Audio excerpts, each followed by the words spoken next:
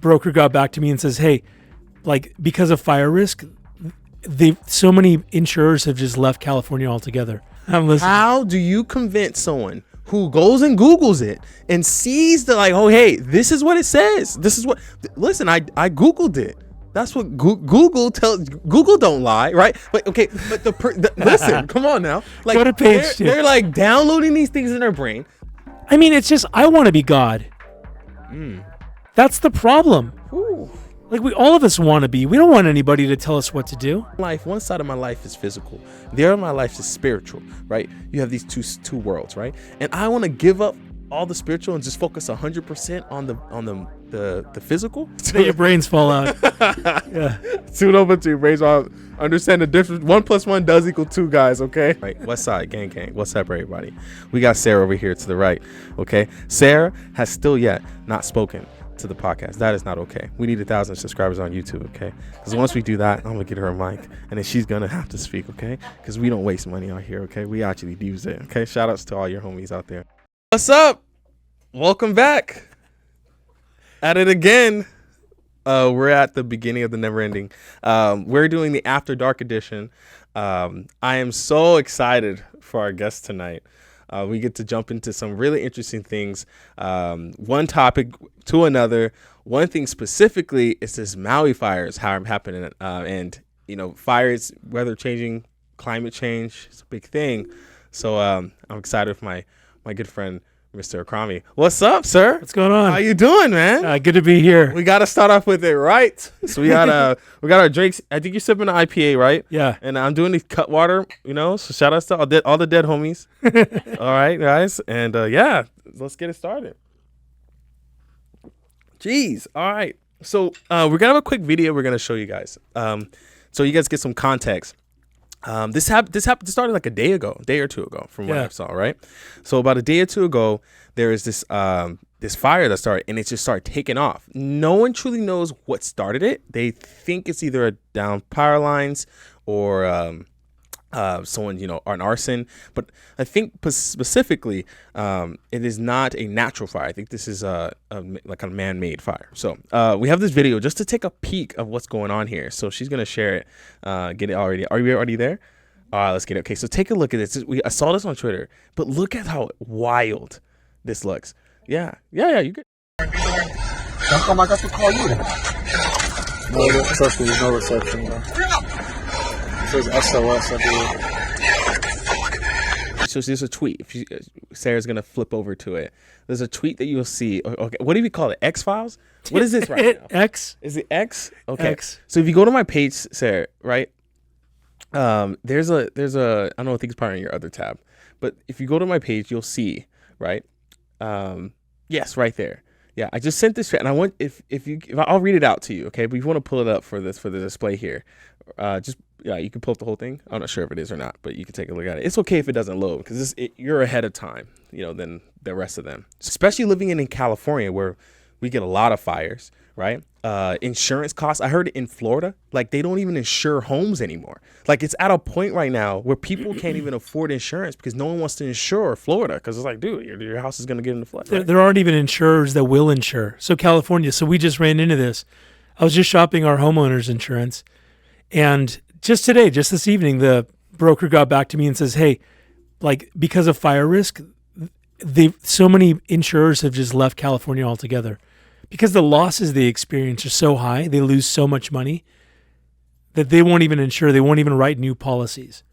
So now we're just going to stay with who we've got because leaving means we're going to have to go get some sort of like insurer of last resort. So do you feel like this? Do you feel climate, the crisis that, if you want to call it a climate crisis, is legit or not? Or do you feel like it's more because we didn't do precautionary measures to make sure those things didn't happen or didn't get as bad as it is? You talking about wildfires and what the things that lead to wildfires, or in general the like idea of stuff warming? More stuff specifically about fires, right? Mm-hmm. Because in California we deal with it a lot, or even floods is a thing as well, right? I don't know about Maui, I'm not sure, but you said there's hurricanes and stuff as well out there. Prior to, or like they call them hurricane level winds, just really, really fast stuff. So I'm just curious, right? Do you kind of feel as if these disasters that's happening on a on a climate level, whether you want to call it the climate changing or however you want to phrase it, right? But do you feel like this whatever's going on is actually because of the world becoming hotter or whatever, or do you feel like it's more because these are just it's just because we are not putting the precautionary measures that change is naturally going to happen. This is how the world is. We need to put the precautionary measures to make sure these things don't happen in the future, or to protect ourselves from knowing that things are going to get hotter. It's just the way. This is just how the cycle works. Like, I'm just curious about your perspective specifically with fires, though, because that's what we know in California and obviously what's going on. Yeah, there's tons of evidence that wildfires are a natural thing, right? And they talk about how before prehistoric times, no people around, and lightning strikes would cause these fires, and it would burn 1 million acres. But what's happened now is that there are people in these areas, and so what they used to do were these controlled burns. You kind of burn off what's there, so that way you have a controllable fire. You do it in these controlled burns.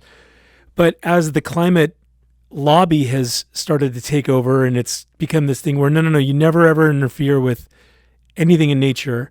They've stopped doing a lot of these controlled burns because they're talking about air pollution and they're talking about climate change, and not wanting to put more carbon and stuff in the air. So the litter layer, the amount of fuel that's available, right, ends up just growing and growing and growing. And so then all of a sudden something hits it and it's just impossible to stop. That's where we get these really destructive wildfires that are so difficult to stop, is because there's so much fuel of all these tree branches naturally falling on the ground, all of the leaves, all of the grass. So the severity of it is tied to man, but it's not because of man-made climate change necessarily. It's because of man-made unwillingness to prepare for it. Create these fire breaks where they cut into the land. I guess in Hawaii, I think that may have been one of the issues too, is there's nothing to stop.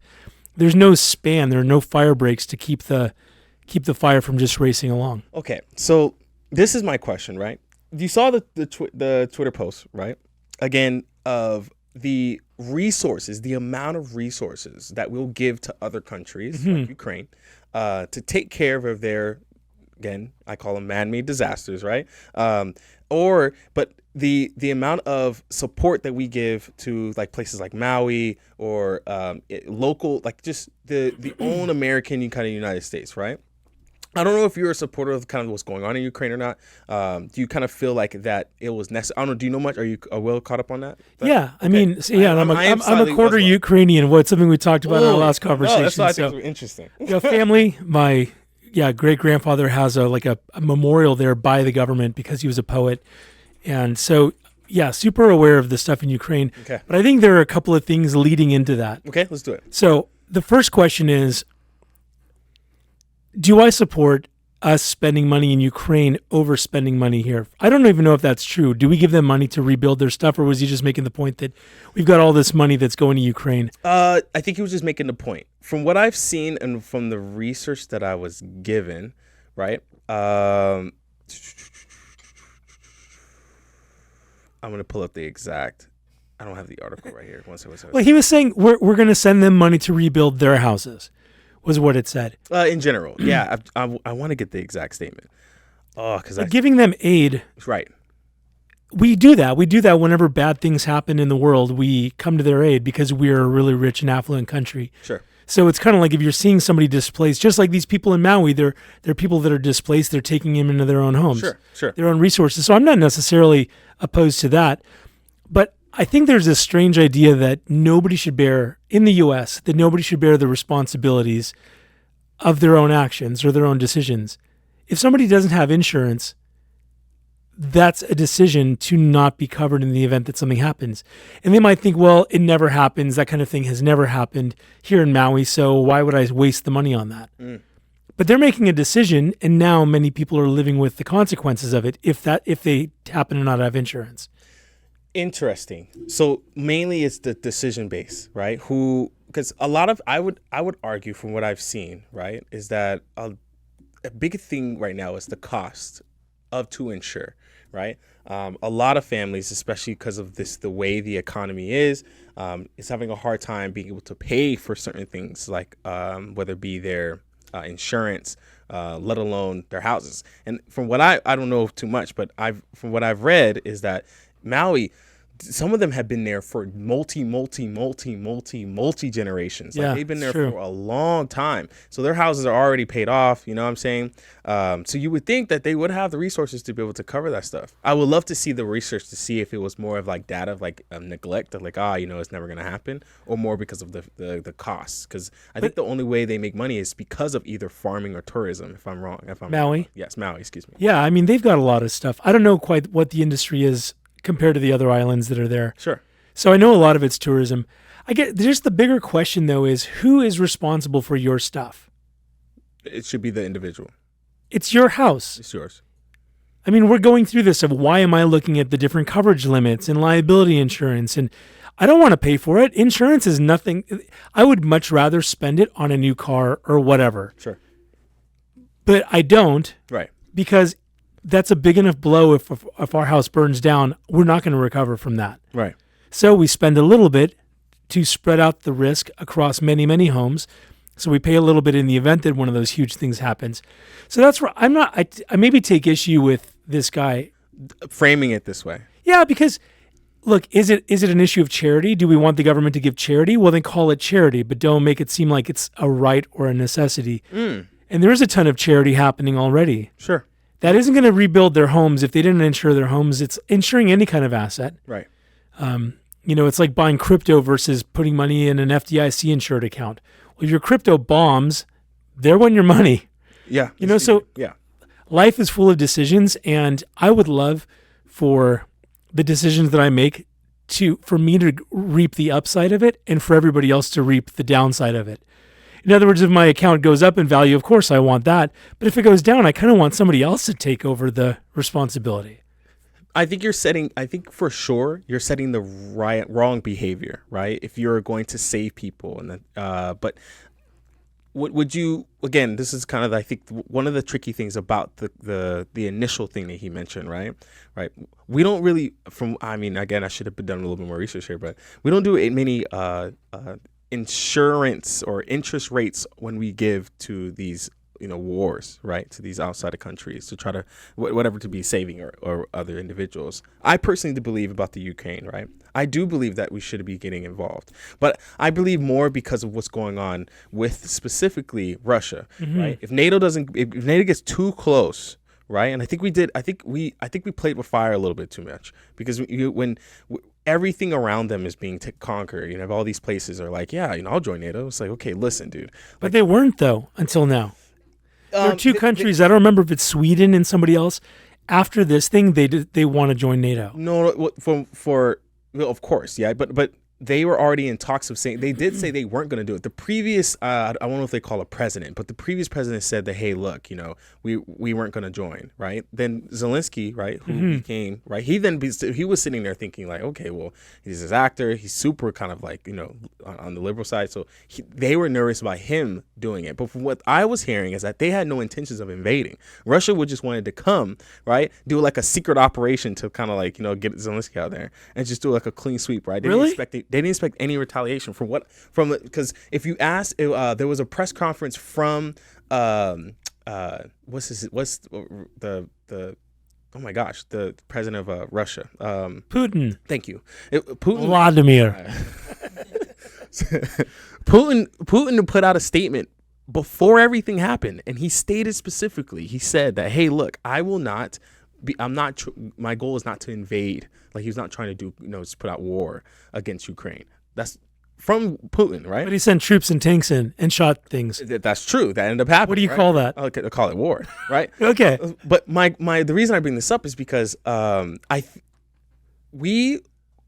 we see that happen, right, that situation happen, I think Ukraine has nukes. Am I right? Am I wrong here? I don't remember if they do or not. But Russia already has them. Yeah. Right. So like, 20% of the population, kind of is Russian, right, in a way. If you kind of feel as if like, okay, well, if they're gonna take it over, they're gonna kind of take it over. It's right there. What interest do we have? I think it's outside of oil. I think oil is a big. I think they're fighting over a lot for Russia. Natural gas. Yeah, I think so as well. They're selling their own. Ukraine is starting to sell oil, and I think Russia is running out. They're running out of their stuff is depleting, either natural gas or oil. But my point of bringing this up is because like we go to great lengths to fight wars or to fight causes outside, right? But it feels like for a lot of people, it feels like there's not much given to those in the country, right? To those given in their own home, right? So I'm curious because right now we here, like in this in what I do here, right? We help a lot of children, and what we look at when you look at the money, about $1 billion goes towards foster children in the state of California. But as it trickles down after like the administrator gets their cut, the foster family gets their cut, like all the bureaucracy goes down, there's nothing left for the child. Nothing is given to them, right? And I kind of feel like that's the same way it works for like it's in America. When things happen and when people kind of actually need someone's help, right? There's so much so much bureaucracy that happens. So for the end person who's supposed to be, if we're supposed to be helping, right? They don't really get anything in return. I don't think these, even the people in Maui, I don't think any of them are going to actually pay that back. Like, I don't think anyone's going to pay back their student loans. Like, I feel like these, the things that we're doing are not actually not benefiting the people that we are actually trying to help. And if we are benefiting people, it's outside of the country, supporting the causes that other people have more than supporting the causes at home. Do you feel like that's something agreeable, or do you feel like that's off base? I think we probably send too much money outside of the country for goodwill or for influence or whatever it is. But I also think we send too much money inside the country. Interesting. Because you create a scenario where you create an environment where nobody has any hard skills anymore. There's no resilience. There's no grit. Everything is so sanded over and smoothed out that any little irritation, we just have like The Princess and the Pea. You know that story? Yeah. Where the princess, she could tell that there was a pea under her mattress, even though there were 10 mattresses. And that's kind of like the average American in my estimation, because we've been in such an affluent, safe culture for the longest time. And I think that's why we've got so many of these different causes that are coming up that I would consider to be just frivolous. So many causes, and everybody says, this is the most important thing right now. And I'm thinking, you have no real thing to worry about in your life. So the idea that it's somebody's responsibility, that it's everybody's responsibility to make sure your life has no hard edges, that you never ever bear the consequences of bad decisions. And even when you hit your lowest point, that it's everybody else's responsibility to finance bringing you back up to some measure of affluence again. So you have, I call it the welfare state, where there's a lot of individuals who are seeking support from government, right? And they don't get off. They stay on for years and years and years. But there is a saying, right? There is a thought of, there's people, I think, right? There's individuals, right? Who are kind of born into their situations. Do you think it's the duty to society to support those people who are born in, because you don't get to choose your parents, right? You don't get to choose your family. You don't get to choose your life or your situation. Do you think it's the duty to the society to support those who are in poverty, who have less than? No. Okay. So then if those said children, right, go and get born into those societies that do have less than, right, then what do you kind of tell those children, those people, right, to do? What do you think? Like, the pull yourself by your bootstraps type of, is that the case or scenario? Or how would you go through that conversation saying, okay, look, this is your life, this is your situation, this is what you were born into, you can choose into it. Okay, so good luck. Everybody is going to be born into some situation. Sure. Even people who are born into affluence have a real problem, because I think the deeper issue is not the material need. Okay. Sometimes it's material need, but oftentimes it's an issue at a soul level. That's the problem. There's a poverty of spirit, and it doesn't even matter where your financial thing ends up. Okay. So I think that people are born poor and in bad state, even when they're affluent. I think everybody looks at just the money and looks at the material resources and says, Okay. oh, well, we've got to do it. But in this country presently, Yeah. there's not a widespread level of abject poverty. Poor in this country It's very different from is rich yes. Okay. across the world stage. So what we really mean, I think, when people are here is, I don't have as much as I want. Not that I don't have what I need. Here you have opportunity. You've got a generally level playing field for the most part. It's not perfect, but it's as probably level as anywhere in the world because the individual has rights. Okay. So I think that it's incumbent on anybody to take advantage. And that's why my dad, when he came here as an immigrant, was able to do it. He came here with nothing, not speaking the language. Okay. So what was it about that exactly? What advantage did my dad have? Came here with nothing. And he was in the middle of the hostage crisis. He was from Iran, my dad. Oof. Yeah. And he was in this little hick town. And he was facing persecution or whatever you want to call it. It was racism or nationalism or whatever you want to call it. Sure. Because of this thing that was happening, he became a lightning rod. And yet the system is set up where the average person, the rule of law that protects the average person is the greatest leveler of giving somebody a leg up. It's in these countries where you can curry favor, when you can buy influence, when you can bribe a judge, when you can bribe officials in order to do things. That's when the individual has no ability to get a leg up. That's why these immigrants come here and they thrive, because they won't get gamed by the system. They can work within the system and take advantage of it. So they understand the difference in context of what it is. They see the full perspective, what it is versus living in a different country versus living in this country, right? So you understand what you see the world differently, right? So someone put me into this context, right? So like when you go to a bad restaurant, you have a very good perspective on when you go to a great one, right? Because you understand the difference between them. It's almost like a country, right? So like if you have lived and been born and have been raised in a poor, bad,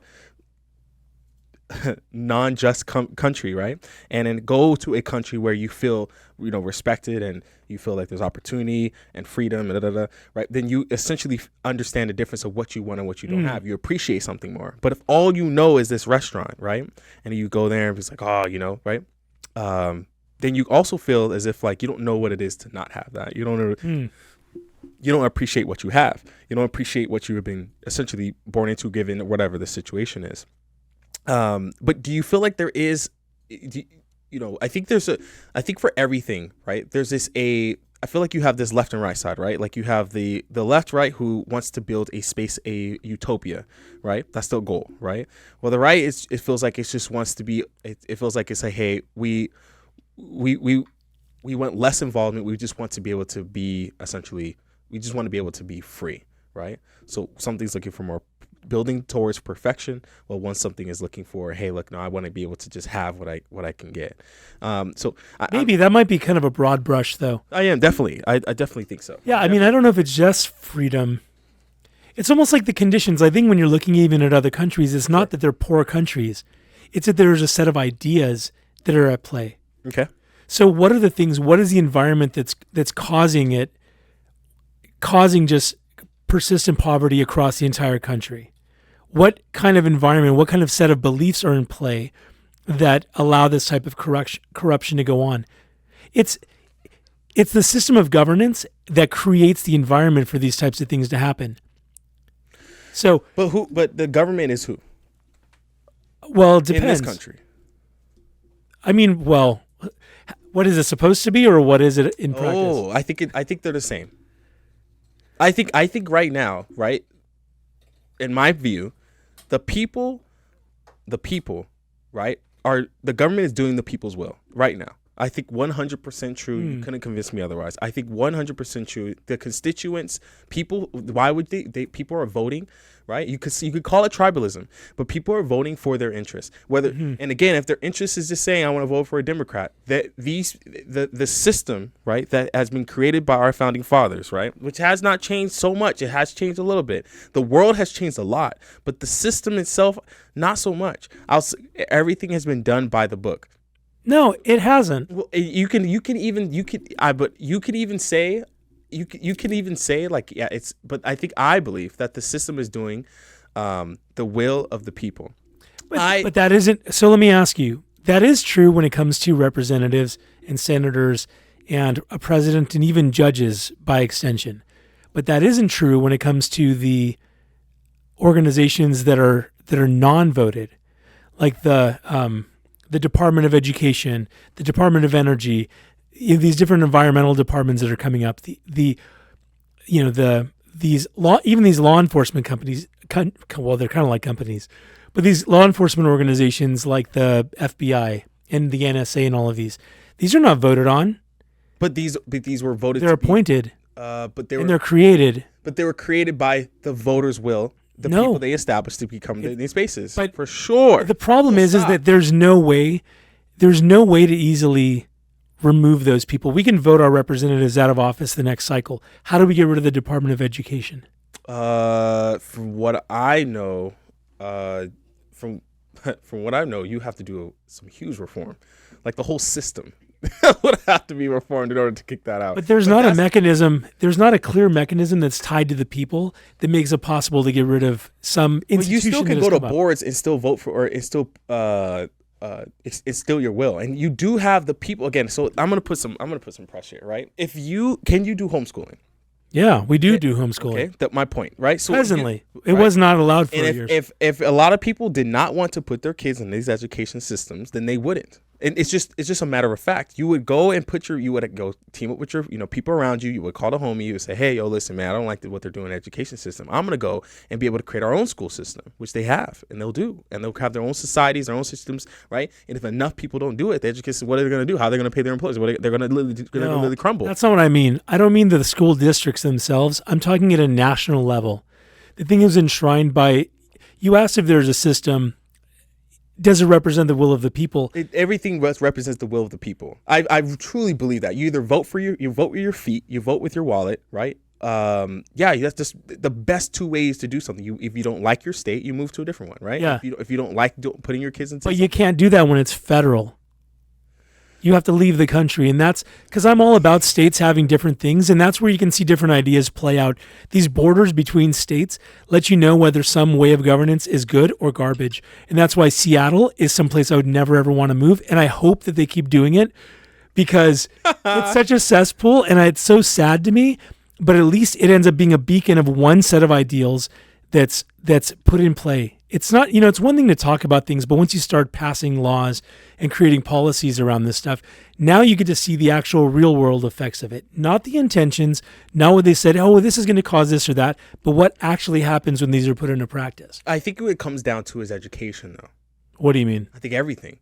If you want to destroy a society, where would you start? The family. But exactly the worldview of the family. It's the mind, yeah, for sure. And to delegitimize the family and to break it apart, if you wanted to do that, and you would also, in my estimation, you would give each individual an overinflated sense of self-importance, so that way they're only looking out for their own interests and have no other relationships that matter. Do you feel like that's bad though?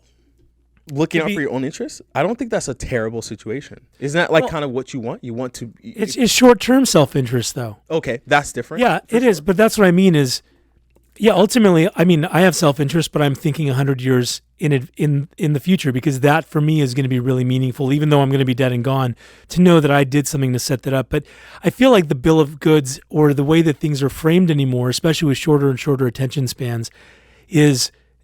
You encourage people to live a life that's very short-sighted, that's all about them, without any regard for the consequences. It reminds me a little bit of Pinocchio.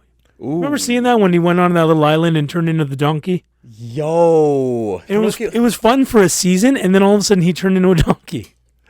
Because he didn't realize that there was more to this game than just having fun at this carnival or whatever the deal was. Yeah. So... This is what they talk about. Have you seen a new Pinocchio? No, but it looked really amazing. Have you seen it? They completely, I think Disney, I think they really messed up. Oh no. Really? Disney? They made it super woke. They made it super woke. They made it super woke. Like, it's okay to be a liar. It's like, what? Like, what is happening here? This is not Pinocchio. That's the whole point of it was anyway. Sorry. Sorry. So you were gonna say I know I got a problem, Sarah. I know I keep interrupting people, and it's an issue, guys. I'm working on it.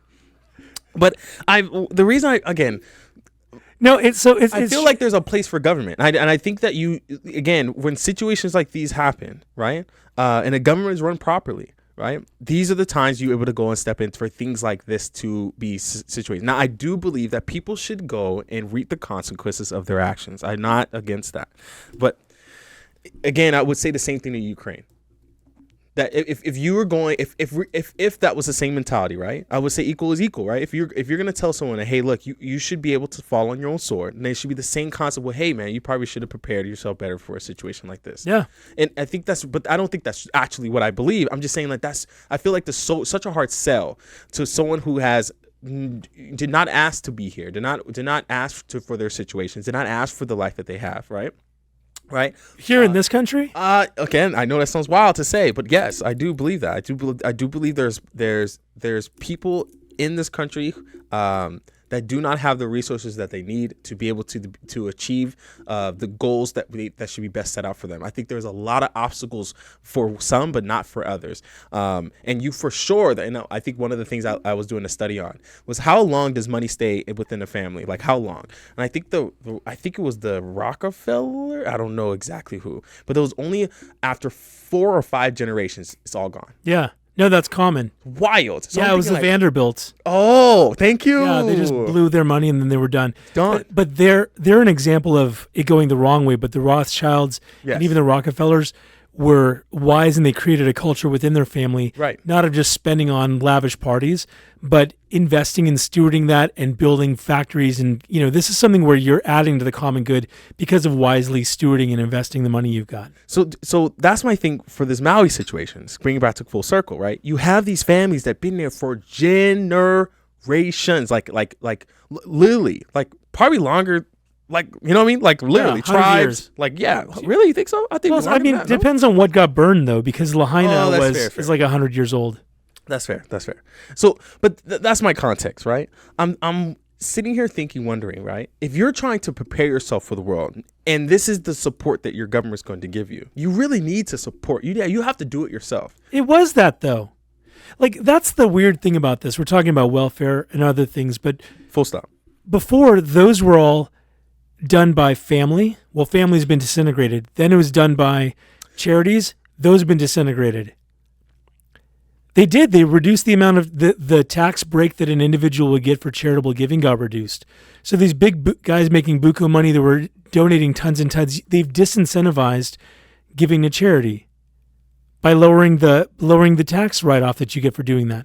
So now it's shifted the responsibility of whoever's closest to the problem and has now sent it off away to some bureaucrat who has no vested interest in you. It's not your community.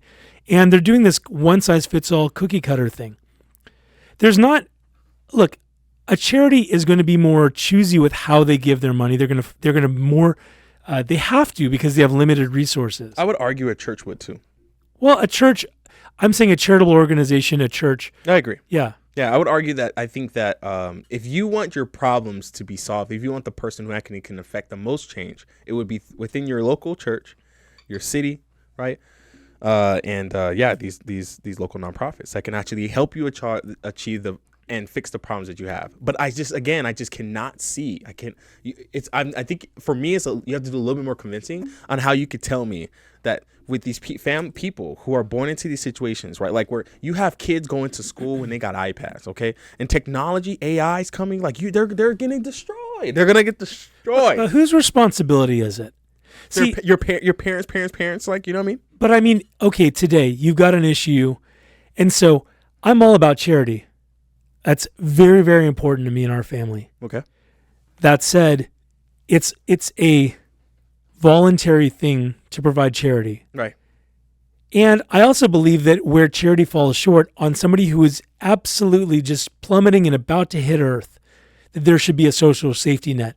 Somebody has just got I'm talking a true mental condition. The guy drove by me on the way here, riding a bike. He was shouting at the world, just out of his mind, pedaling like crazy. Right. This guy is not going to be able to do anything for himself. He's just out of his mind. How do you make him productive for society? Like nothing. For himself.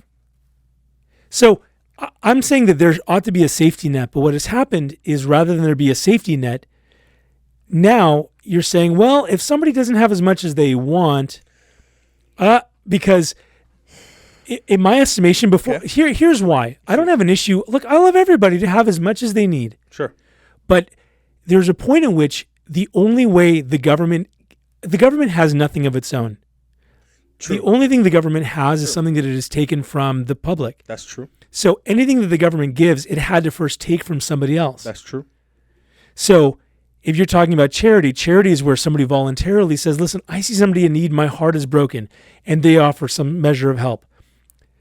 Welfare or any other government program, I'm not saying in a mean way, but just by definition, is money that it has to take from somebody else by force. And if they don't, then you're going to jail, essentially. Yeah, and how do they come and take you to jail? At the end of a gun.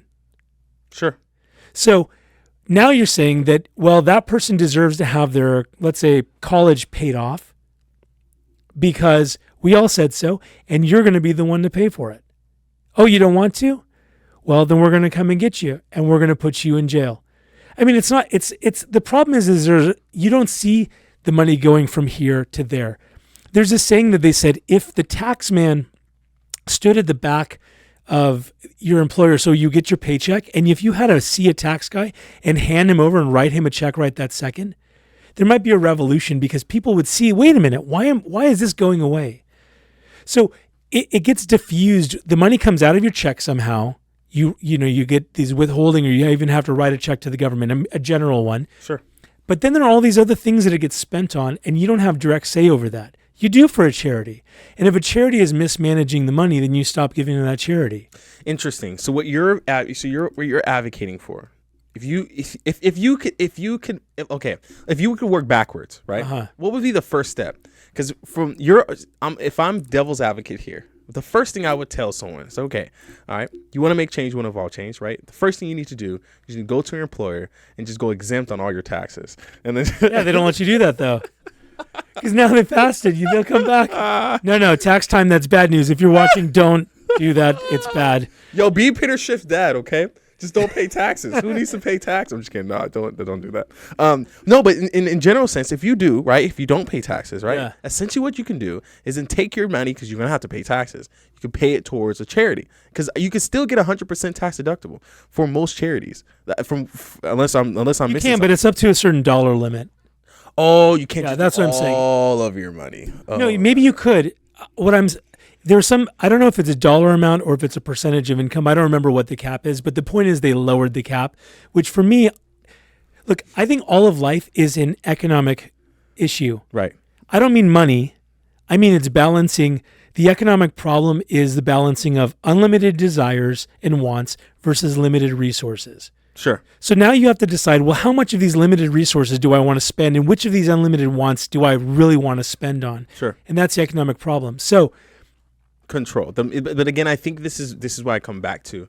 And again, I still confused here. If you have someone in poverty, and I think what you're thinking, what I'm trying to say is someone who does not have money. But that's not what I'm saying. I'm saying someone who has that type of mindset. Because the only thing that could save you if you are in, even as someone driving down the street, riding a bicycle down the street, and they're talking to themselves, right? That person is in poverty. And what I mean by that is that the mental slavery of like the mental poverty, like you don't have the education, you didn't get to go, you don't have school, like even the foster system is all just completely jacked up, right? You don't have these resources that you need to be able to live. They don't teach you how to manage your budget or manage your taxes or how to manage your income, right? That's not happening within the system that we have involved. So again, so if you know that's the situation that someone has, right? And if I think, right, if I was something, I think it starts at education. I feel like that's the first step.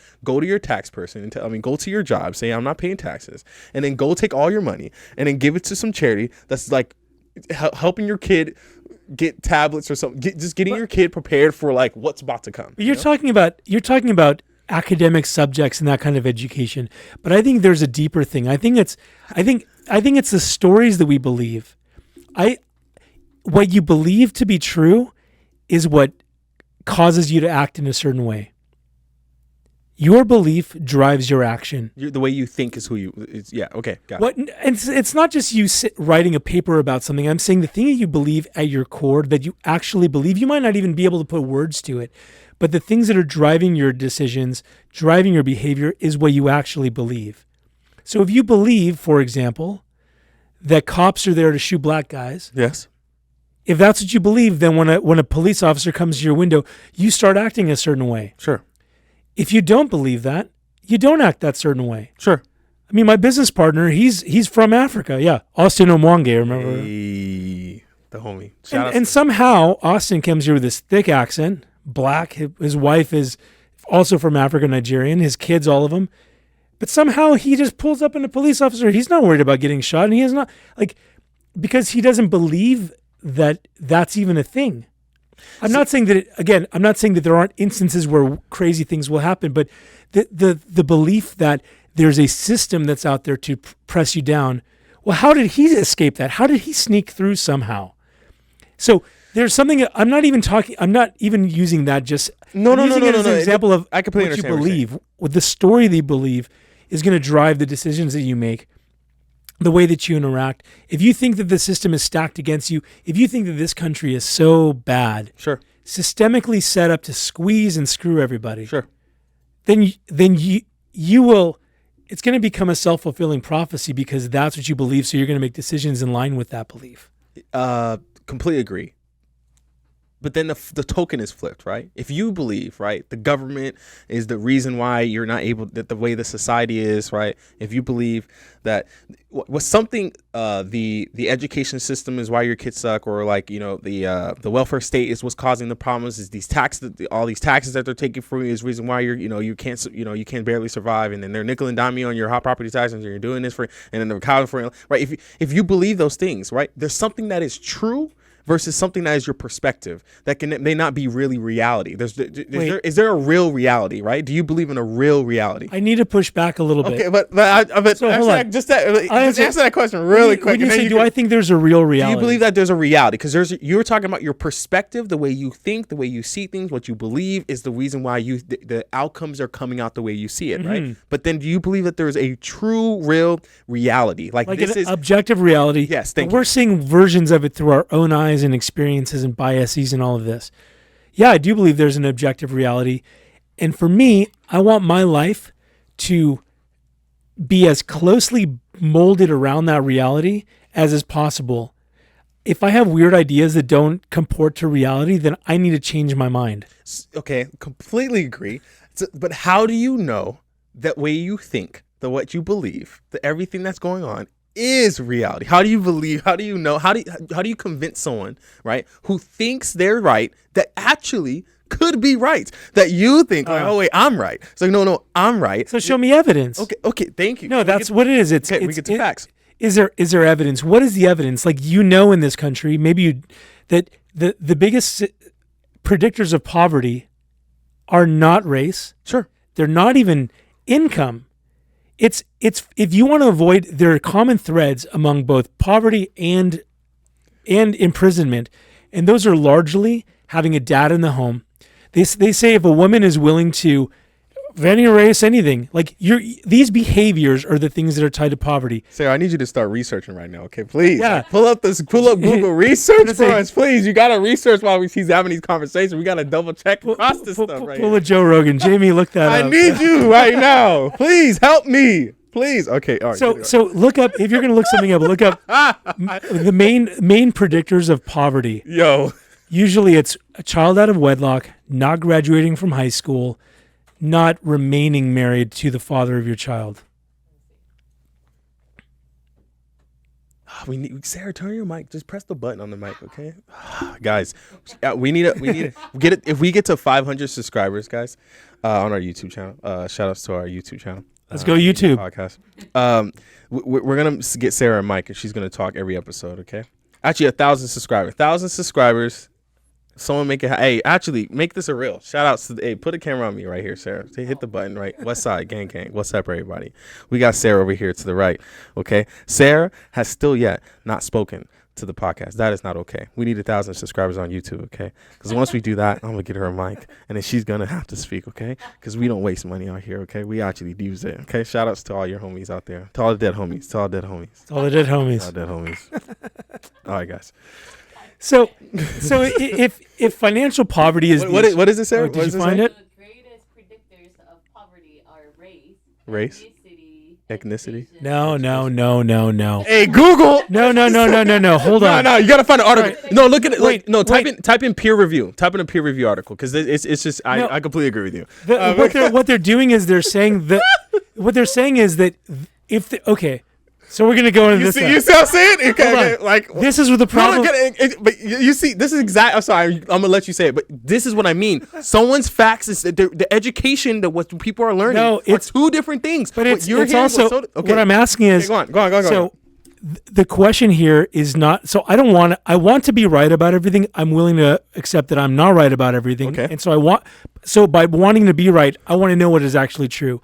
That is a misleading thing because that's what's called a lagging indicator. So there's a lead indicator and a lagging indicator. So in business, it's leading things are the things you do. Lagging things are the results of that. Sure. So this says the leading indicators of poverty, or the predictors of poverty, are race, as an example. But race in and of itself doesn't cause poverty. True. Behaviors generally cause poverty. Right. It just happens that there are groups of people in this country or even in other countries that, to the degree that they operate in a kind of a monolithic sense where they all, like, if they're large adherents to certain behaviors, then they're going to do the kinds of things that lead to poverty. And the result might be that those groups experience more poverty. Okay. But the cause is not their race. The cause is that oftentimes people of that race, they're not locked to it, but they just happen to culturally believe certain things that cause them to act a certain way that cause them to end up in poverty. You have to understand this. I really want you to just hear my next sentence, okay? Tell me. I completely agree with you, okay? Now hear this next sentence. I'm listening. How do you convince someone who goes and Googles it and sees the oh, hey, this is what it says. This is what, listen, I Googled it. That's what Google tells. Google don't lie, right? But okay, but listen, come on now. Like, go to page 2. They're like downloading these things in their brain. They're sitting there watching their house go on fire, and they're sitting there watching like, what? This is because I'm black, because I'm a Samoan, or because this is why this is because the situation. How do you go and convince people who go and look for who are like, you know what, they don't do it, they're looking at headlines, okay, they're not looking at articles, they're not looking at peer review, they're trusting, They're not asking questions. I disagree. No, it's an issue. So why do I even know that that's bogus? Because I think there's some element of critical thinking where you ask a question that's behind the question. Say, but again, how do you learn how to critical think? read. All right, but again, I agree with you here. I agree with you, right? I agree with you here. Great question, great answer. But my again, you have these people, who are born into these situations. They're born into these lives, right? It sounds wild, but you probably heard this, right? Stories of families like, no, there's no books in our house, burning down libraries of like the Roman times, right? Mm-hmm. You know what I mean? Like there is a thing where there is a perspective that someone has that doesn't want others to gain more knowledge, right? Maybe.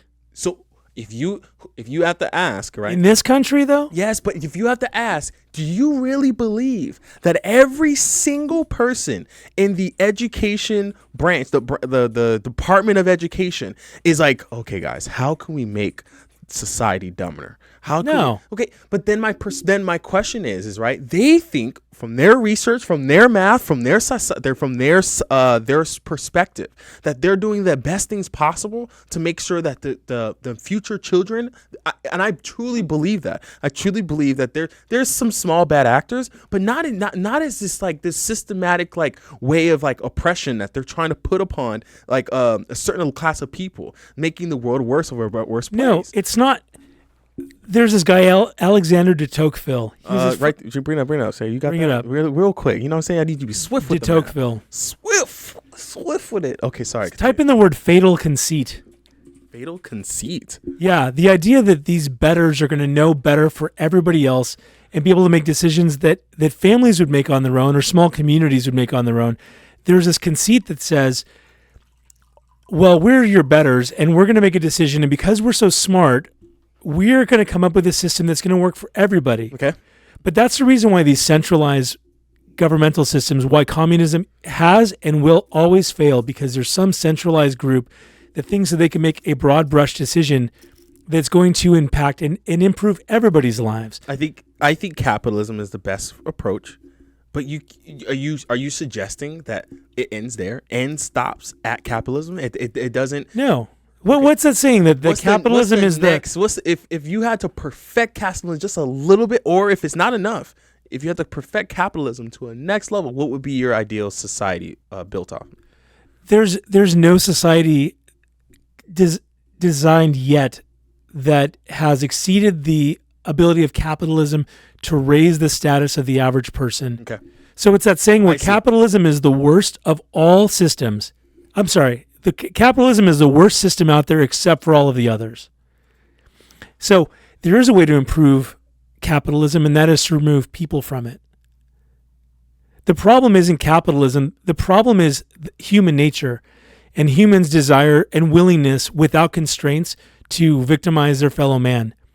The thing with capitalism is that it is something that guards against that. You can't screw over people over and over and over again in a truly free market, because the market will punish you for doing that. So capitalism creates the greatest buffer. It creates the greatest opportunity to the degree that somebody's willing to serve somebody else. Truly serve them, where it's a thank you transaction, where this person willingly gives over their money or resources for some good or service that you have provided them. You say, thank you for shopping with us today. Well, thank you for the thing that I just bought. That's the ideal system. What happens in these other systems is it stops being a thank you system and starts being a take that from me, and then you hand it to only one person who says thank you. Okay. Now, I also believe capitalism is the best system, okay? But I feel like there's one problem. And I've yet to find someone. I'm hoping this is the conversation that does it. I'm really, guys. This is it. This is what we all pressure. Hey, did you pull it up? Did you find him? De Tocqueville? No. Alexander de Tocqueville? Sarah's working on it. Okay, we're gonna. She's Alexander de Tocqueville. Sarah, you gotta just you gotta go with the flow. You gotta just start pulling things up, moving stuff over, showing things up. I know, girl. She's got so many things. You're a thug. You're a West Side gang over here. You become an octopus over there. One hand on each of these things. things. Yeah, you got the left hand on mice. one thing, the other hand on the keyboard. You got this, man. What's your typing speed right now? Actually, we should do a typing test. It's her scrolling speed. Yeah, so chat. type in. If you want a typing test, post in the chat. Type in DE and then space TOQUEVILLE. De Tocqueville. And then type in dang. Hey, show it. What you are looking at. Oh, wait, before you get there. All right, I guess not. You don't have to full screen it, do you? Technically, I guess you do. So I don't know. So he's got some books. He was this French guy who came over, and I can't remember. I think it was either during the Civil War or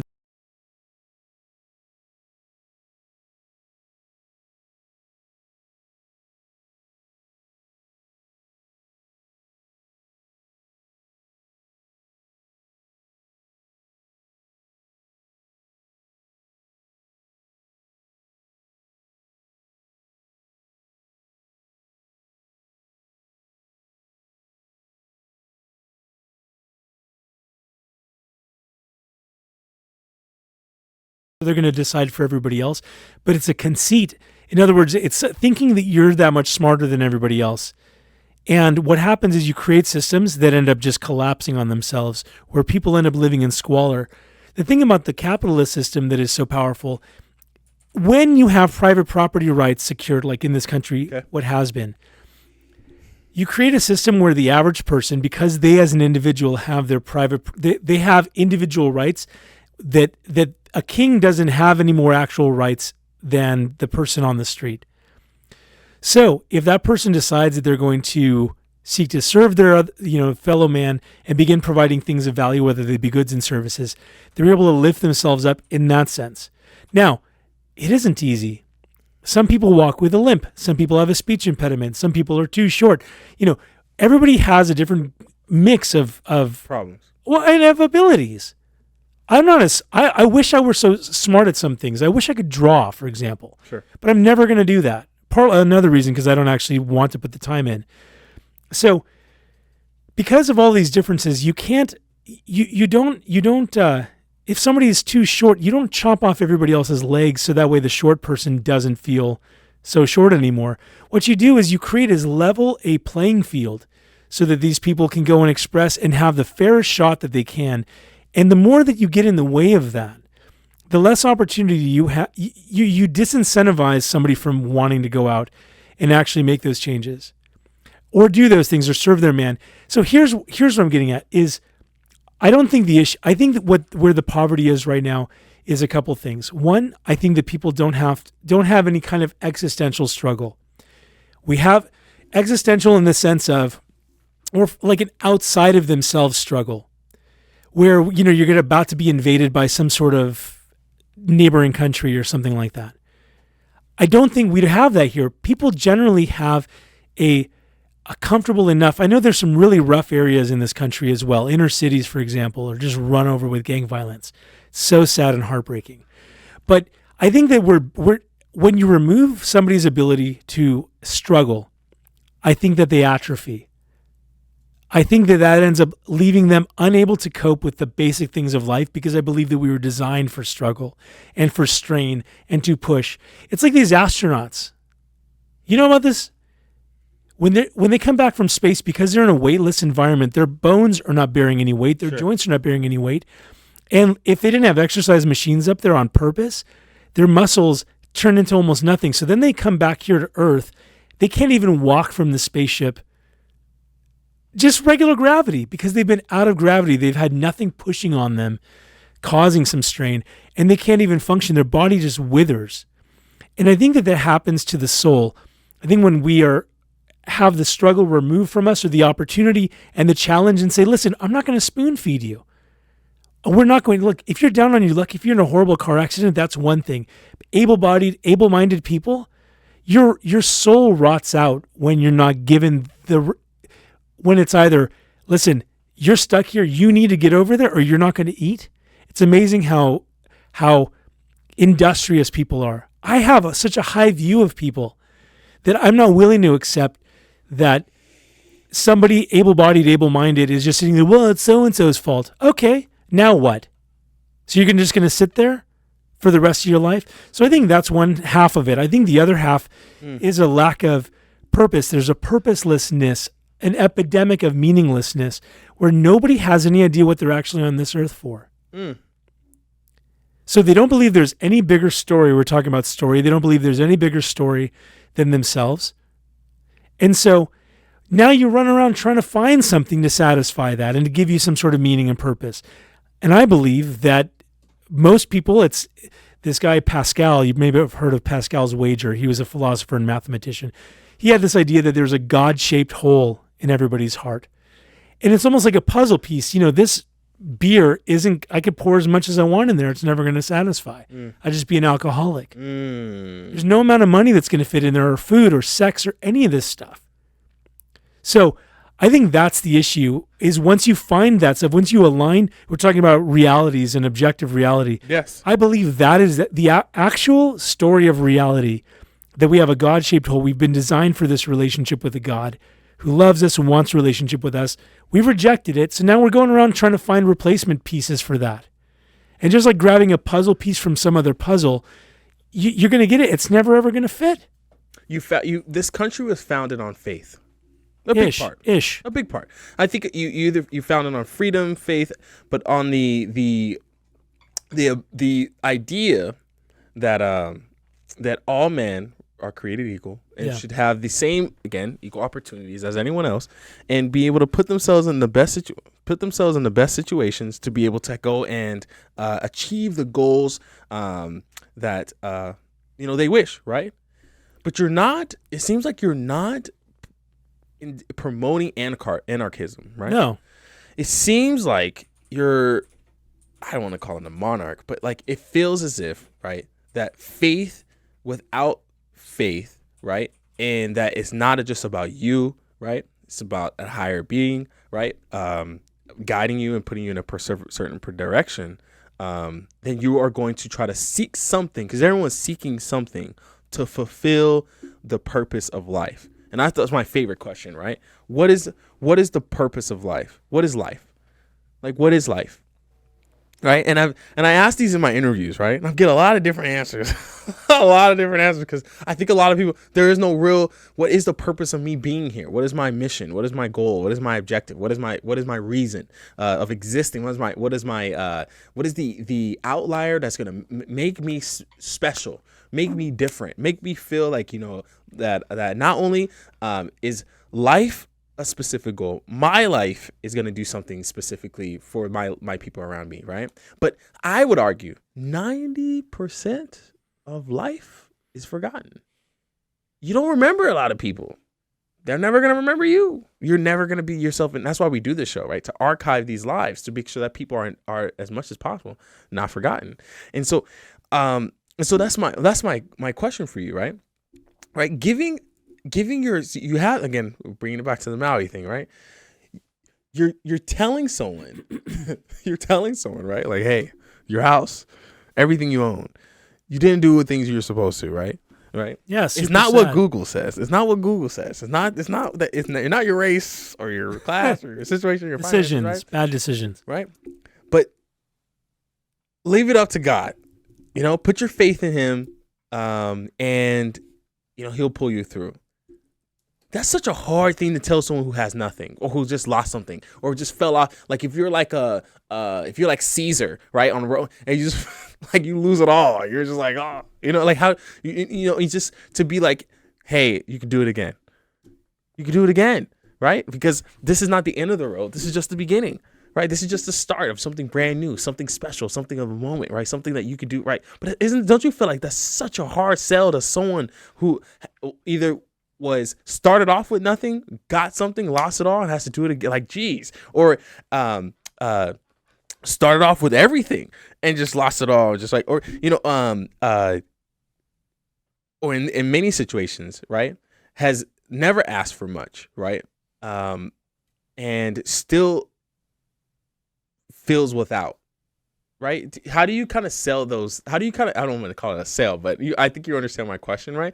But like, how do you propose for someone who's going through life and has hit this like wall that hit these moments where it just feels like they just, that what is the point? Like, what is the point, right? To say, hey, look, turn your life. I'm not calling you a pastor right here, but I'm in a general sense, right? To say, hey, the hole that you're missing, the thing that you're feeling, the thing that you're missing, right, is one, again, as you mentioned, right, to let people, don't try to systemize everything. You cannot systemize your life out of it, right? Leave it up to God. How do you say that that's the whole? That's the piece that you need to put in there to help someone out of a really dark life situation. You understand my question here? Yeah, I think, look, pain hurts. Loss hurts. Grief hurts. I don't think that is saying, well, just buck up, it's going to be okay. No, I think that you mourn with those who mourn and you grieve with those who grieve, because what a sad thing. I didn't want to be flippant about this stuff going on in Maui where, well, they should have insured their house. No, are you kidding me? All of the memories, all of the stuff that was there, stuff that was meaningful to family, that kind of gave a sense of identity, burned up.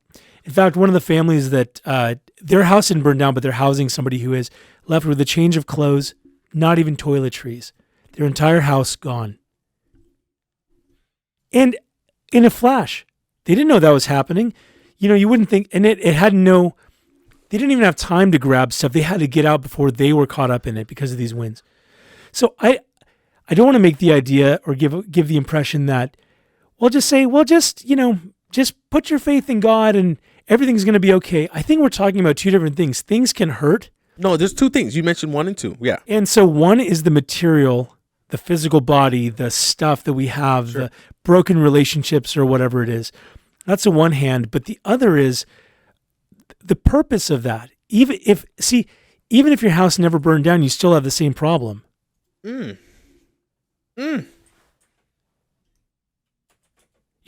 That's a different problem. One is a material problem. The other is the bigger problem in my estimation.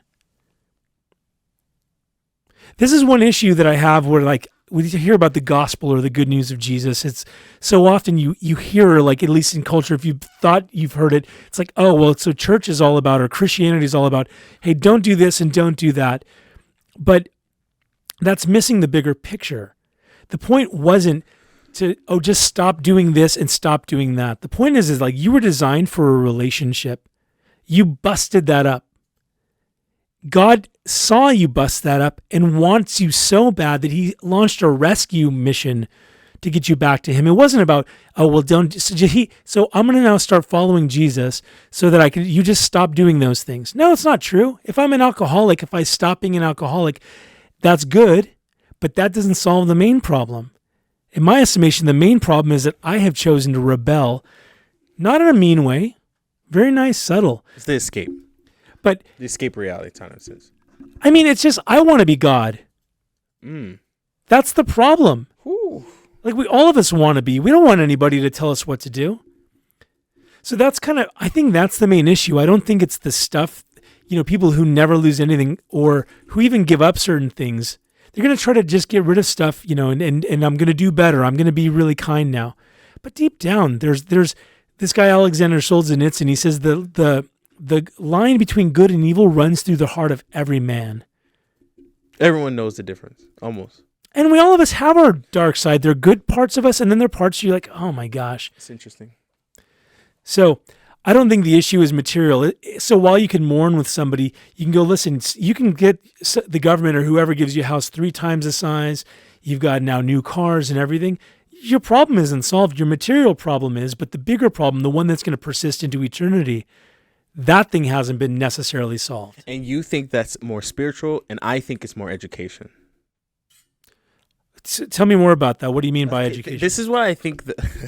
I think what the biggest context here, right, is if you have people who don't understand the consequences of their actions, right, or who feel that they're going to be saved, right? Because one of the things I find is a really big thing is that, like, well, kind of like when I had a friend, and I don't want to explain names here, but I had a friend who would be like, yeah, man. Again, this is the After Dark show, so it kind of gets crazy, right? She's like, I jerked off today. I went to confession, so it's all good. And I'm just like, okay, like he's Catholic, but even in sense of like all faith, right? There's a big change in the world where that faith, people have gotten away from it, right? And it's dramatic. Right, the church has lost a lot of people. Whether you want to call it the Catholic or Muslim or Christian, or Jewish, like it doesn't really matter. The point is that like there is something really good about a faith giving you your guiding principles, the 10 commandments. Do not do these things, right? And someone saying, you know what? I know better than that, so I'm gonna go and be God. I'm gonna be my situation. I'm gonna go and be this person, right? And that never really ends well, right? And if you go, like, if you had because you only could do so much, right? But you can do a lot, but you only could do so much. If you had to cut your life in half, right? And said one side of my life is physical, the other of my life is spiritual, right? You have these two worlds, right? And I want to give up all the spiritual and just focus 100% on the physical. Man, those people they're the Jeff Bezos of the world. Excuse me. They're the Elon Musk of the world. They have no real faith. They don't believe in anything. They're agnostic, right? But they have this sense of everything. They got the whole physical things. But you can still look at them and still like, dang, Jeff Bezos just like, divorced his wife and his girlfriend or his wife, something. And he's like, okay, you look at Elon Musk, he got like how many kids? So he's rich, so he can do his thing, right? So you kind of look at these situations, you wonder like, they feel like they're missing something, like they're chasing still for something, right? And you feel like, okay, well, if they put 100% in these spiritual, and I have family, that God is going to be, God is this, God is that, right? That's all you hear, right? Is the greatness and the right, but they're living in poverty. They have nothing. They barely can pay their bills. They're going to church every day, and like, you know what I'm saying? The church is taking the money, using it to buy new cars and new yachts, and they're going different places, or right? New stage lights or whatever. It's like, when they're actual community, and they're telling them like, you don't want to contribute more, you need to contribute more, like you need to give more more to God. You need to give more to your faith, right? And there's actual faithful people out there. There's bad actors, faithful people out there doing, right? Just like Jeff Bezos, right? He's not so much of a bad actor. You want to get, if he didn't add value to people, he wouldn't be where he's at, right? Right. But the same token, his employees are like, damn, dude, you know, so, right? Treating them that way. So you have this context here, 100% to one, 100% to the other. There's also this sense of like, there's loss in everything, right? There's risk in everything. So again, that's why I come back to, I feel, right, that it comes down to education, right? The importance, and again, I think this is maybe the ego in me, right, is saying that like, I think I could, design a really good Sounds society. a little conceited. Hey, look. I think I could really design a dope society. Like, listen, we be Gucci, guys. I mean, like, you know what I mean? You know? And I think businesses, homes, families are doing that. Like, if you look at these families and the way they're structuring their household, right? I homeschool my children. We eat healthy. We go exercise every morning. We do yoga together. We go to church together. Like, they're creating their own society. Yeah. The friends and people I connect, they're creating their own state, their own country, their own, right? They're doing, this is happening already, right? And so my thing is that, how do you tell someone that this life is ideal when someone is looking at that situation? It's like, man, that's not the life that I would like to live. Isn't that the again, for me, right? I think it comes down to education. Isn't that the reason why you have to start early, teaching the values of country, of faith, of society, of life, of everything as early as possible, right? To every single person, right, who's willing to listen. Hey, this is right, why it's so important to remember how this place was founded. This is so important, how this family, how this thing came to be. Because if you forget how this came to be, then you'll forget how then your next kids and your kids, and you won't cherish what you have. And so I think education is everything. So much is to say that whether it is faith or whether it is the worldly things of like how capitalism is, I think it's just it all comes down to education. It all comes down to this one singular thing, and I almost think that it should be forced. The Department of Education is rough for me because I feel like, dude, there's low key should be. I don't think what they're teaching is what I would teach, but I'm just saying that I think in general, like, you kind of want to be like, look, man, there's some things that you just have to know, like you have to for the successful of your life. I don't know. I'm just curious on what your thoughts is on that, my perspective. Well, first I want to respond to the idea that it's either dealing with material things, going after stuff, or it's going after spiritual things. I don't think that's the original thing. In the biblical account, God created man and he says, be fruitful, multiply, subdue the earth. And the idea there is not beat it up. It's to steward it. It's to manage it. It's to order it.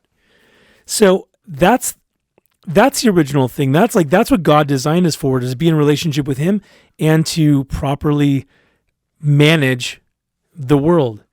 And so the idea that there's a weird thing in the American church, especially where they think, oh, well, money is evil, but it's not. Scripture doesn't say that. Jesus didn't say that. He didn't say money is the root of all evil. He said the love of money is the root of all evil. The love of money, when you love money more than you love people, that's going to cause you to do evil things. You're going to wrong your neighbor. You're going to wrong your family member. You're going to cheat and steal because you love money, and that is the primary thing. That's your God. That's the thing that's calling the shots. So the idea of them being divorced, we were designed to cultivate and to steward, to manage, to build, to grow, to order. And that's material. And we do that with relationship with God. And so there's this weird poverty mindset where they go, oh, if you have money, that means you must have done something wrong. You're really not serious. Are you kidding me? Like one of these guys in Maui that I know, that housing like 7 families because they have a lot of money. And they're using that money to love their neighbor. So what is it? Is that a love of money, or is that a love of neighbor and God? Like, it's evident. So the love of money is a problem, not how much. And frankly, we have middle-class person in the US is actually rich by worldwide standards. Top 1% of the world. Look it up. 1%? Hey, Definitely top 10%. for real? Yeah, middle class. What's How we middle doing in class? chat? Is anything else chat, Sarah? Or are we just chilling? We good. So one of the things I'm curious about, while she looks this up, I have to. So do you agree with me that it is education? The voodoo got me. Oh man, it almost came on my nose. I love the question so much. Do you? So the question behind the question is, and ask me a question. Yeah, first of all. the question behind the question is, well, do you think that education is the answer? Education by whom? Educating in what? Because just saying education, there's lots of education. ISIS is educating, in Iraq when they're running amok, they're educating also. There are lots of, when I say perverse, I don't mean sexually perverse, but I'm just saying twisted, let's just say that. Things where you go, that's all that's doing is going to lead this person down this wrong path, and yet it's so endemic. So a systematic education, it depends on, I don't even care about who as much, but I care about what. Yeah, of course. So just saying education, because that's shifted. Right. We're teaching different things today than we were 5 years ago, different than 20 years ago, different than 50 years ago. Some of that's for the better, and some of it's total garbage. So I think the education, see, this is where I think it boils down to the family again. And I'm a little, look, we homeschool, but we don't do it just because we're saying, oh, we're just going to do a better job. There are many reasons. We think that the daily, yes, we're teaching them math and reading and all of these things, but we're also teaching them life and how you interact with people and how to deal with conflict. That can happen a lot better. I think our kids are getting instruction every single day, and they're doing it with the 5-to-1 teacher to student ratio. But we've given up a lot of income to do that over the years. Yeah, you have to invest into it. Yeah, because Michelle's at home.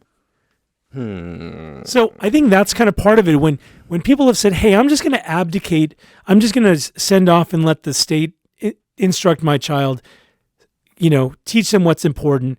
That's what you're doing. You've got them a little bit in the morning and a little bit in the evening, and then there's another institution that is training them in some way and educating them. I want to shout out to Miss Akrami, because she's my favorite teacher of all time. To this day, my favorite teacher of all time. Smart for pulling her in, because dude, I was like, yo, dude, she's it. I'm gonna go and spend all my days with her. Can she teach me everything? So smart. There is something about understanding. I think there's truth to what you're saying. Like, what do you want to teach someone? What values do you want to teach them? Well, whose job is it to teach the values? Interesting. A state school? Whose values? But wait. Let me. Can I push back on that? Because you again, right? Like, you have these ISIS individuals, right, teaching their children, teaching their spreading out their ideals to the world, right? Do you feel like it's almost a responsibility? Again, this is gonna bring us back full circle. But do you feel like it's a responsibility to get involved and say, hey, look, no, this is not the right things to learn? Do you feel like get involved in other people's children, other people's lives, other people's situations, when you feel like, hey, look, no, wait, the things what you're learning is just detrimental to you, detrimental to the society, detrimental to someone else, right? People go to wars for that, for people's the way they believe. Sure. So do you feel like it's I almost want to say apologetics, almost. I want to say in the form of apologetics, do you feel like it's like a sense of like, I need to go out and defend. I need to go out and to I don't want to call it defend, but you understand my concept? Like, I'm trying to go out and yeah, I'm trying to change the world in the way I believe, the what I'm thinking and how things are going. Yeah, I think that's a trap. I think there's a trap that a lot of people fall into where you speak without listening. You've got some idea, you're not open to changing your perspective on anything, and so you just go and talk at people. And so I think more than trying to just convince somebody through arguing, I love talking through these ideas. We're pushing back. Yeah, we're going here. It's deep. pretty good. Yeah, sure. It's sparring, but I think ultimately, I just want people to know. I want to tell them a better story, because if you believe, again, going back to that belief driving action, if I can change if I can change the story that you believe, then I think that everything else bubbles up from that in some ways. But if I just am going to arm wrestle you on some point and go, no, poverty is actually caused by this. Well, that is kind of changing the story a little bit, but I don't know. I think that in my estimation, so if we're talking about the difference, what is the role of government, versus what is the role of the rest of society? I think the more local the governance, I think the local people should have the most power. Your family should have the most power and sway and influence over you. And then it should be your friends in your community, like right there in your neighborhood, and then in your city, and then in your State. county, Or county, sure. and then in the state. Because they're the ones that know you the best. They're the ones that love you the most. And they're the ones who have the greatest vested interest in you not being a bum. So then Biden, if federally, because that's all he can do, right? He is looking out for the entire country, right, of the United States. What is the role of the federal government in your mind? What is the role? What is the premise of, what is their mission, essentially? Like, what are they protecting? What is the government? Because government, I feel like it's mainly in place to protect. That's it. Protect rights. Protect. It's just protection from enemies, military, or you know what I mean. Do you feel like their goal is also to provide? No. So in no form to redistribute. That's interesting. I mean, that's not how it was set up. Sure, that's true. It wasn't. It was set up. In fact, the federal government was supposed to be the weak thing. The states were the strong thing. Right. So now somehow, and that's why there's such an issue with lobbying and all of these things. It didn't matter really who was in the White House. In fact, the president was supposed to be the weakest of all of the separation of powers. The president, it shouldn't matter who's the president. Sure. It's the House of Representatives and the Senate. And that's why the House of Representatives is so, the House of Representatives allows for the majority to have a voice. Right. And the Senate allows for the minority to have a voice, an equal voice, because it doesn't matter how many people are in your state. So you asked, is Biden concerned with the whole country? I would argue that he and any other modern president is actually concerned with where the most amount of electoral votes are. So they're not for the best interest of the people. Well, I don't want to say that. That's maybe ascribing something. I mean, obviously there's a that's level fair. of self-interest, but see, it shouldn't have even mattered. In other words, there's this idea that it shouldn't even matter what happens in Washington because it really should be at the state and the local level is supposed to have the greatest sway if they're going to pass things. But a lot of that has been ceded to the federal government, and that's why they're taking so much. There was no budget like this back in the day. Right. Oh, But yeah. a lot of that spurred. I don't remember if it was just FDR and the New Deal where that really ballooned, but there was. I think it was World War I and World War II. Yeah. It was after those two.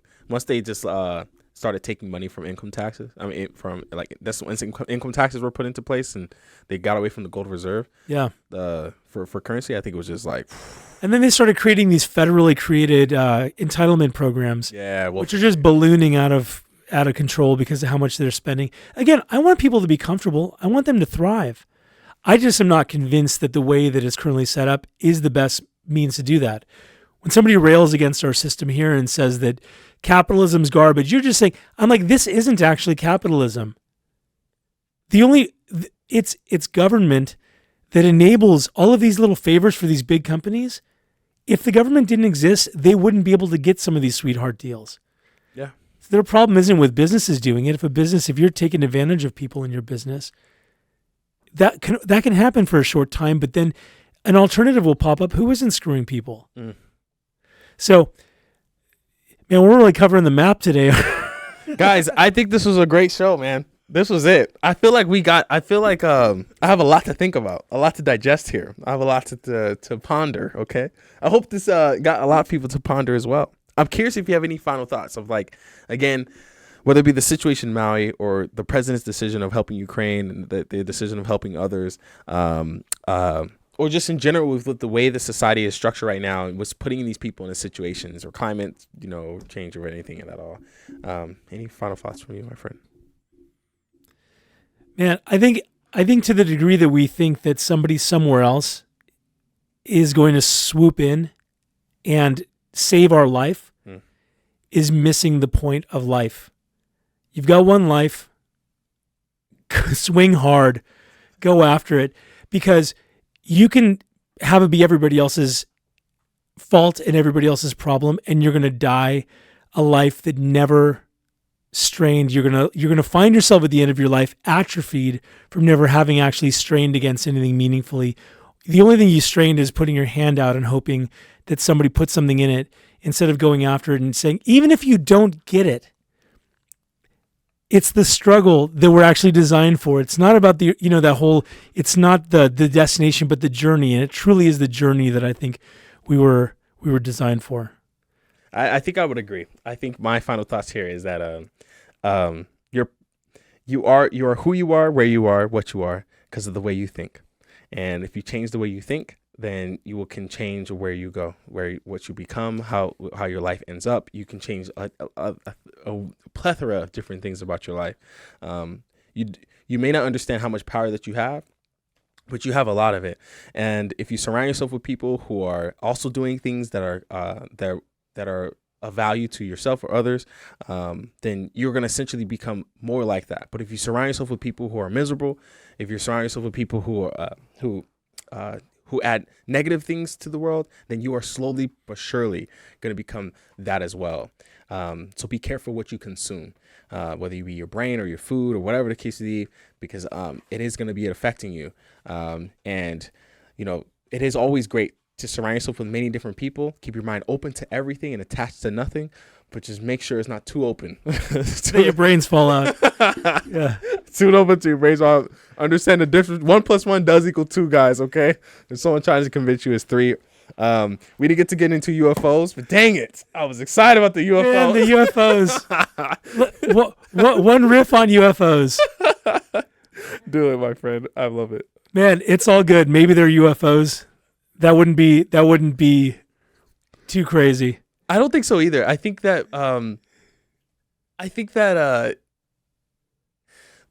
someone told, I had just did a podcast about UFOs, which is just kind of funny. But what I think is that I think it's completely plausible, but I don't think it's probable, because to say that the UFOs came to America, but no other part of the world, like there's so many, like that no one's found out yet. Like, come on now. There are sightings of, you mean like actually crashed here? Nobody, every single person, like there's all these countries are hiding. Like, I just feel like, come on, guys. Like, I feel like there's a sense of it, but I'm so curious what he's gonna say. I'm curious what that lady's like sitting there, like, after this meeting, you can tell me, like, shoot, tell me, like, Yeah, like, I know. Yeah, we'll know. The UFO thing's an interesting one because our universe is so finely tuned. Yes. And we're in this weird, they call it the Goldilocks zone, where the Earth happens to be in such, it's like if we were slightly closer to the sun, we'd burn, slightly further, we'd freeze. And so the likelihood of something like that being so finely tuned and ready to be able to support life like this is really, really I think this whole concept is wild. If you really think about it, it's like the probability of us being alone I think is 0. I think personally is in the universe. And it's just so massive. It's just so and trillions of galaxies kind of thing. Yeah. There's no shot. Now the probability of them at the same time as us, are they earlier? Are they later? Yeah, 44 billion years. We just happen to be on the scene at the same time. And then that's the whole faith argument, right? So you kind of get into like, well, if God created everything, then you kind of wonder, what other things are out there as well. And like, okay, well, if we all started at the same time, maybe you did it, maybe we did. Well, I don't believe that. Okay, this is where man, Sarah. We have to do another show. We have to do another show, guys. We'll talk about UFOs. This is I think will get really fun. But I think that is a great conversation. Yeah. Specifically about that as well. Sarah, anything from chat? Anything at all? Any questions, comments, thoughts? Yeah, we got topics for next one. Cameron Akrami, I really, really appreciate this. And just for everyone to know, okay, I know this is saving this to the end of the show. He had no clue what I was gonna throw at him today. He walked in and was like ready for it. I think he won this debate. So but I think for sure though, I was really appreciate that you're so open to get into a conversation like this as especially in the world we live in right now, is everyone's so like, so toxic when it comes to like conversating about things that we feel is really important. It may be hard to hear, but it's important to listen to, and it's important to have these things so we can understand what each other's perspectives are. Because if you don't understand your neighbor, then you're gonna just think that everyone's out to get you. So I appreciate you giving me a chance to dive into your mind a little bit. So. Yeah, this is a lot of fun. Where can people find you, my friend? How can people connect with you? Yeah, give me on Instagram at The Busy Gardeners. Find me on YouTube and subscribe at The Busy Gardener if you like gardening. And if you don't, subscribe and then do it, and then you will like it. No, please, guys. Like, his chicken, he made a chicken water feed. It was like amazing. So that's on the Unhurried Farm. Oh, excuse me. So go to that too. That's Michelle's thing. We're going to be putting some content on there as well. Really good. I was like, dang, that's actually looks really cool. That's like, yo, if you want to learn how to make your actual farm, that stuff is really dope too. And that's going to have more worldview stuff on it too. The gardening channel is more just gardening, but the Unhurried Farm is more about cultivating an unhurried life in a busy world. I love it. For everyone who joined us, thank you so much. We really appreciate for everyone who's hopping on and just getting to spend some time with us. We're going to post obviously everything in the chat for those who want to connect. And just like always, please please comment, please subscribe, share. And yeah, man, support the things that we're doing. We're trying to get more individuals involved, more people to get these conversations out there. Life should be cherished. We should archive every story, and we should get into these conversations because you may not know that we vote with you. Us two are the ones voting for these things as well. So hopefully we can come together on something that we may or may not agree with, but we can have these conversations to really figure out what is the true objective reality, So to everyone, have peace, have love, and to all the dead homies out there, we're out here trying to, spread your legacy. But anyway, have peace, have love, even after death. Good night, guys.